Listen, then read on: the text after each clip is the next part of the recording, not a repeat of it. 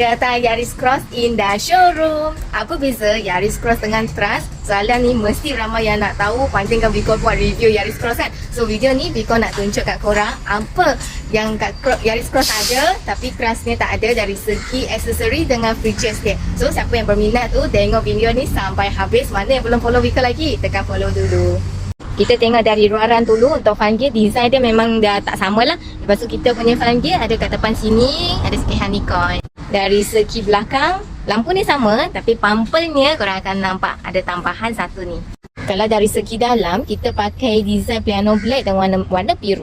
Kat pintu tepi sini ada ambient light warna biru. First, korang boleh nampak dekat driver side, okay, seat dia boleh ada 8 way power adjust. Dan semua seatnya, seat leather, ada jahitan warna biru.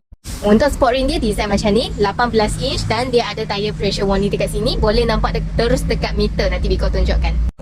Meter untuk Yaris Cross dapat full digital yang boleh tukar design dan tire pressure warning boleh terus nampak dekat sini.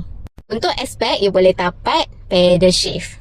Sebelah kanan steering sini akan dapat adaptive cruise control yang boleh pakai dekat highway, set berapa speeding yang kita nak. Sini ia akan dapat tire pressure warning setting dekat sini, auto high beam. Kalau you ambil yang hybrid ada tambah satu EV mode. Player dia lagi besar 10.1 inci, Apple CarPlay dengan Android Auto wireless. Okey, tanpa kabel you sudah boleh pakai. And then kita ada 360 kamera yang sangat jelas and 3D punya, boleh nampak sekeliling kereta. Bawah sini ada wireless chargers. Kalau untuk S dia optional, untuk hybrid terus korang akan dapat ni. Untuk dashcam depan jenis yang 4K yang sangat-sangat jelas, boleh link dengan phone untuk tengok balik. Segi aksesoris, yang luggage tray ni terus akan dapat. Tire pump dengan camper sekali akan dapat.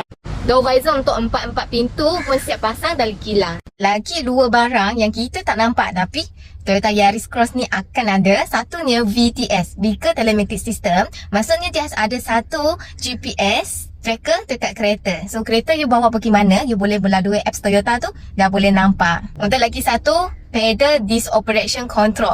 Maksudnya apa? Kalau depan kita ada satu dinding, kita nak reverse tapi terletak gear dekat D, okay? Lepas dia brake, dia akan tahu depannya ada dinding, dia akan tolong kita holdkan brake, okay? Kita tak akan tersalah tekan minyak. Pasal engine mesti korang akan cakap, pakai sama je. Engine memang sama tapi tuning dia lain. Toyota pakai tuning dia sendiri sebab kereta ni dia pasang dekat kilang Toyota sendiri. Okey, dan you duduk dalam you akan rasa soundproof dia lain.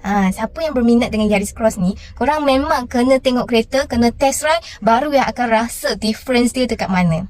Plus kita ada pilihan untuk hybrid juga. So untuk mana yang nak jimat minyak, boleh ambil yang spek hybrid. Okay, nak katakan dua-dua sama je tapi tadi Biko dah sebut banyak juga yang tak sama. Kalau you nak rasa lagi advance, dia punya aksesoris lagi banyak dan lagi comfort, korang boleh ambil yang Yaris Cross. So yang berminat tu boleh roger Biko, WhatsApp Biko terus untuk dapatkan details dia dan early bird promo.